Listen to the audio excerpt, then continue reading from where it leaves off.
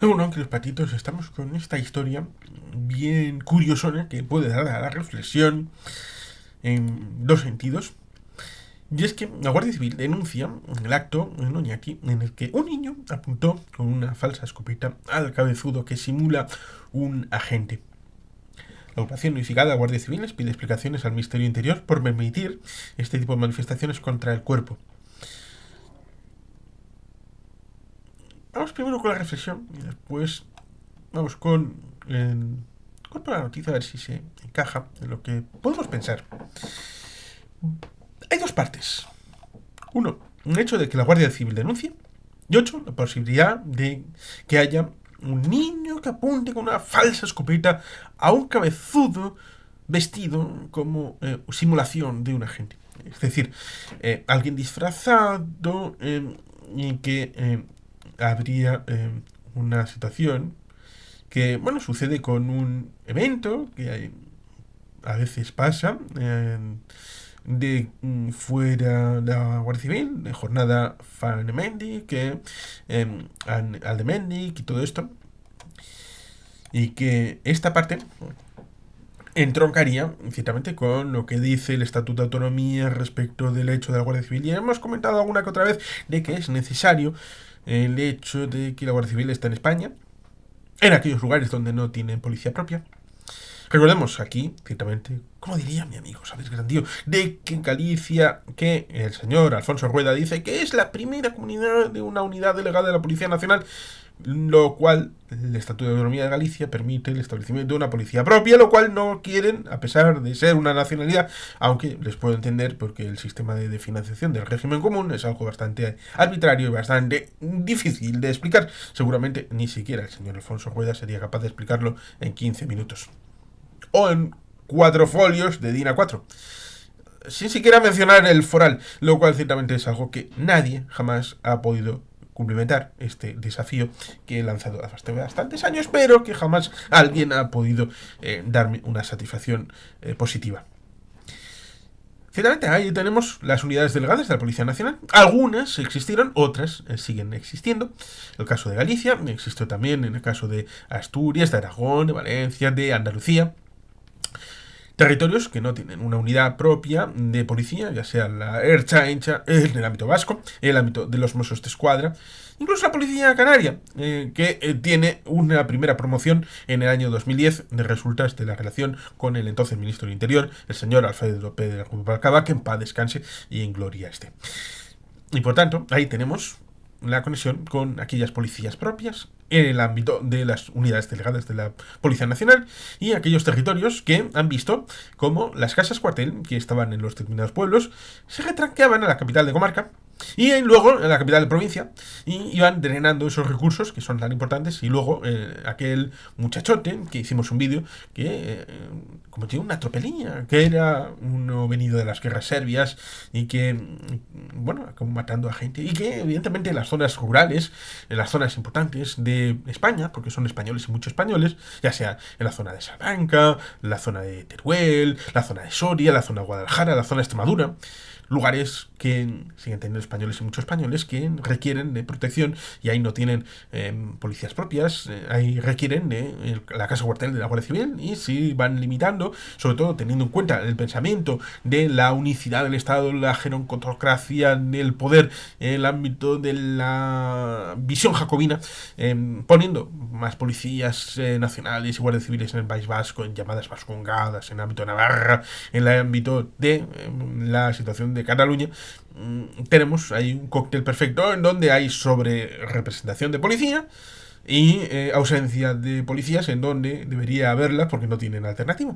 He recordado ciertamente el asunto de la policía foral, los hermanos de la Archancha, que evidentemente en 1928 se funda precisamente para cubrir la situación de las carreteras.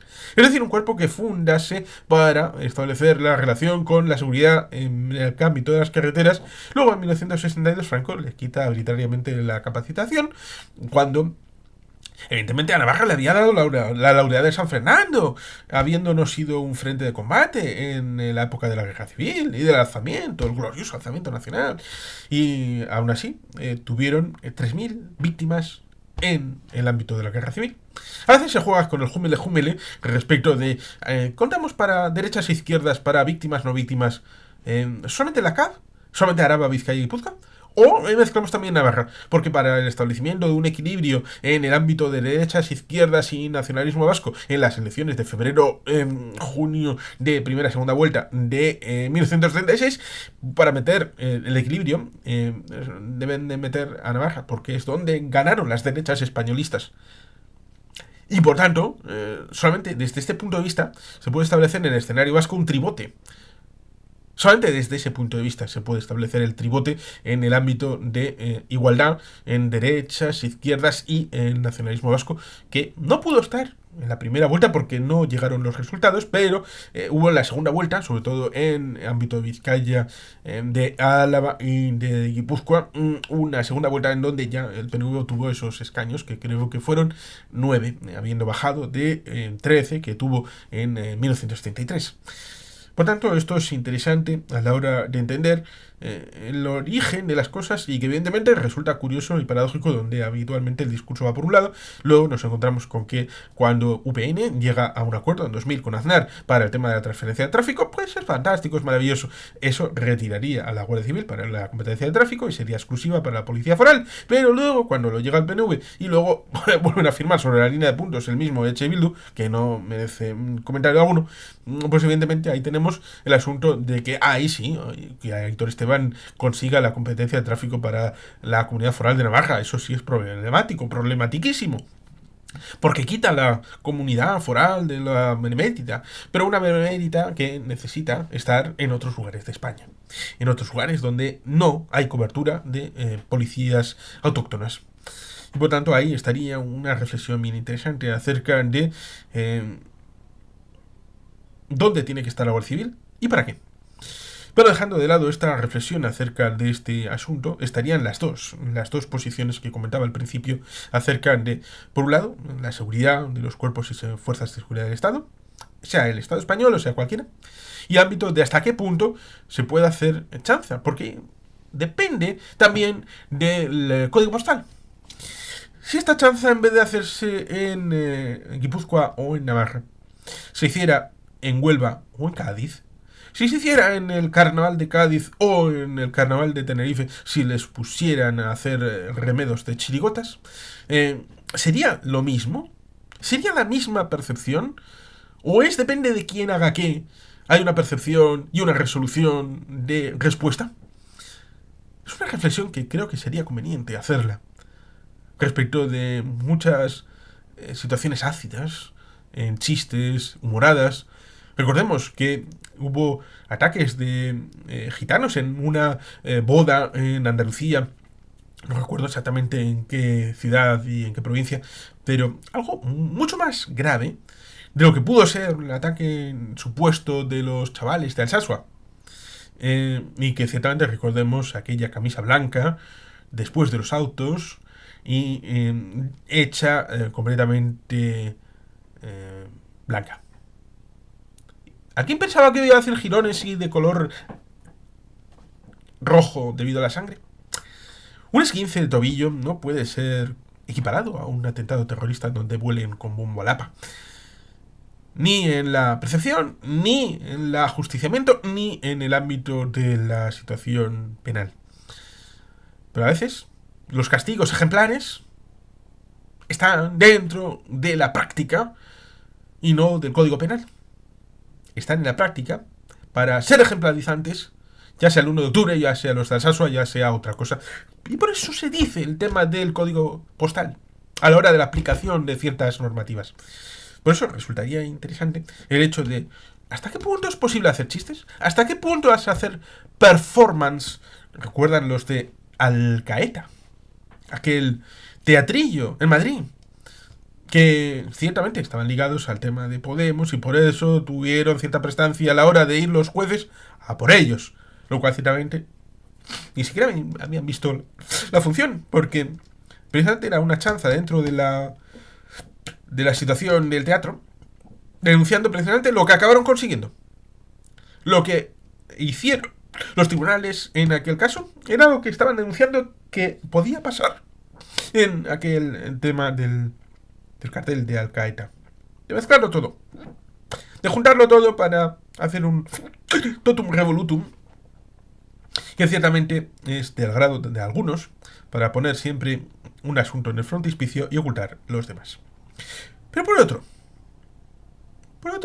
la seguridad de los cuerpos y fuerzas de seguridad del Estado, el hecho de ponerlos en cuestión hasta cierto punto, ¿hasta qué punto es razonable ir hasta la línea?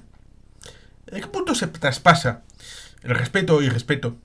El tema de las amenazas a las fuerzas y cuerpos de seguridad del Estado, ya sea Archaincha, ya sea policía local, ya sea de la de nuestros vecinos del sur, policía española, guardia civil, los vecinos del norte, la gendarmería. Ahí tenemos un asunto bien interesante, porque recordemos, a Bingen Zupiria se le recoge el guante de ser designado consejero de seguridad con unas pintadas en su municipio Nerani. ¿Cuáles son?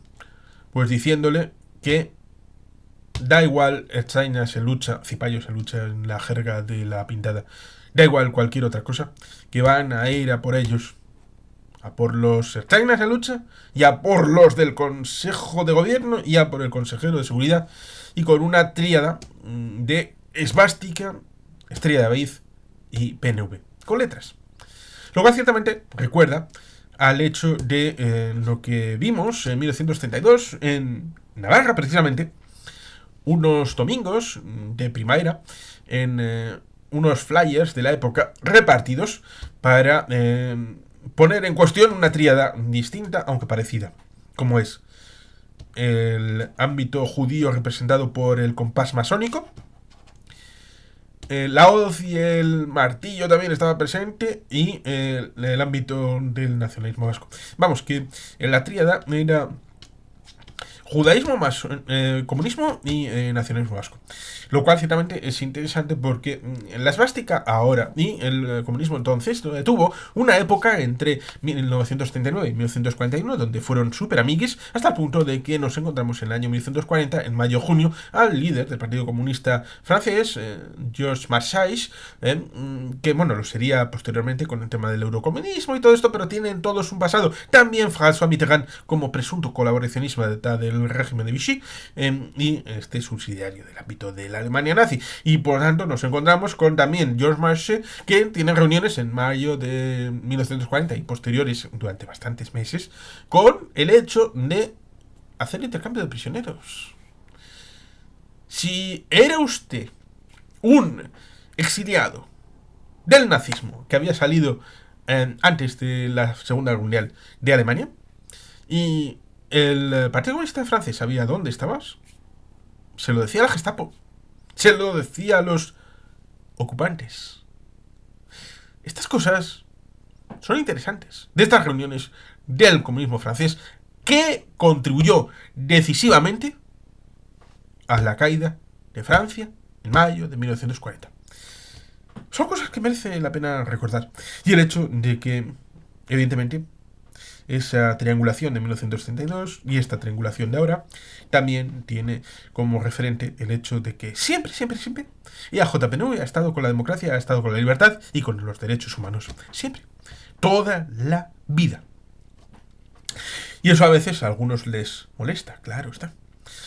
Y evidentemente con estos principios básicos de democracia cristiana, de cierto liberalismo clásico en la vertiente, no en el ámbito hispánico, sino en el ámbito clásico, de raíz anglosajona, ligado a la Revolución Gloriosa, 1688, y otras revoluciones posteriores, nos encontraríamos con una reflexión acerca de estas cuestiones dobles, como hemos comentado. ¿Hasta qué punto es posible esa interacción con el tema de la crítica ácida social? Y por otro, el respeto. Un respeto en donde se puede llegar a este límite sabiendo respecto al pasado reciente. Es que no nos podemos sustraer tampoco al hecho de estamos donde estamos. Lo que ha habido respecto a las fuerzas y cuerpos de seguridad del Estado, a cualquiera, incluida a la Chancha, asesinando a por lo menos una docena que se me recuerda ahora mismo, incluido el señor Arcocha, el señor Totorica, el señor Goicoechea, el señor Doral. em, Hay varios nombres que surgen respecto a asesinados, miembros de la Archancha, y también a guardias civiles, policías, miembros del ejército. Aquel cocinero, que le hicimos un vídeo específico, que trabajaba en la comandancia y que fue asesinado. Por tanto, hay un espectro bastante amplio de víctimas del terrorismo. Algo como 300, cuyos casos están irresueltos. No se sabe quién hizo qué. No se ha resuelto el asunto. Penalmente probablemente no tenga ninguna posibilidad de ser resuelto el asunto ni tenga imputación para las personas que ocuparon el crimen. Pero, para la legitimidad de la evolución democrática del país, necesitamos el esclarecimiento de esos casos. Necesitamos investigación sobre esos casos para saber quién hizo qué y para que la convivencia pueda seguir adelante. Y por tanto eso recrimina el hecho de que haya gente que vaya al borde de la crítica a través de cosas como esta, en donde se está reproduciendo esquemas del pasado. El tiro en la nuca está reciente. El asesinato con bomba a la pasta reciente. Y por tanto, cuando se establece legítimamente la crítica que hablé de respecto del Alde Mendic, de que hay guardias civiles que no tienen nada que hacer aquí porque no tienen competencia legal para estar aquí, ya sea en el ámbito de la Comunidad Autónoma del País Vasco, ya sea en la Comunidad Foral de Navarra. Cierto es también que no va a desaparecer jamás, nunca va a desaparecer la Guardia Civil del País Vasco. ¿Saben por qué? Porque tampoco lo ha hecho de Cuba. Y el duque de Ahumada envió guardias civiles allí cuando era parte de España y ahora siguen estando guardando la embajada de España. Así pues, evidentemente, lo que tenemos que hacer es tener conciencia de este tribote que trataba de establecer respecto de, por un lado, el hecho de que la competencia legal de hacer las cosas tiene una realidad, el hecho de que haya un orden de cosas en donde hay la disposición de hacer crítica social, pero también el hecho del respaldo de la legalidad, el hecho de tener cierto respeto a las fuerzas y cuerpos de seguridad del Estado y saber el origen de dónde estamos. Y evidentemente todo este pasado tenemos que ponerlo en claro. Tenemos que ponerlo en claro y tener memoria, y que a veces se establece la idea de que el pasado es pasado y por tanto no hay que volver atrás, y eso nos ha llevado a problemáticas respecto de lo que hemos vivido en la época de la dictadura, de la Segunda República, del ámbito de la guerra civil, con testimonios que se han perdido porque cuando se ha ocurrido a ciertas instituciones el hecho de ponerlos en marcha respecto de grabadoras, de informes y de libros, pues esa generación ya se ha ido. La posguerra ya prácticamente se ha ido. El ámbito postrer del franquismo está a punto de desaparecer de nuestras vidas. Aquellos que hablan habitualmente de las víctimas del franquismo, las víctimas de la guerra civil, evidentemente lo que viene después, como son las víctimas de ETA, tendría que tener el mismo tratamiento de memoria, de reparación, de dignidad que ha tenido en el Instituto Gogora, que recomiendo hacer una visual de lo que ha estado trabajando en los últimos años y que tiene relación con una película que hemos comentado en el canal como es de Maisabel, y que evidentemente tiene arraigo respecto de esta polémica, con esa pata respecto de lo que tiene que ver con nuestra memorística y que enlaza, porque no es etéreo. Lo mismo que esta situación crítica podría establecerse en la relación de hiperventilación si se tratara de otro lugar. En este caso, tiene parte de hiperventilación, pero tenemos que tener en casa el hecho de lo que está detrás y que están jugando al límite. Están jugando con los límites.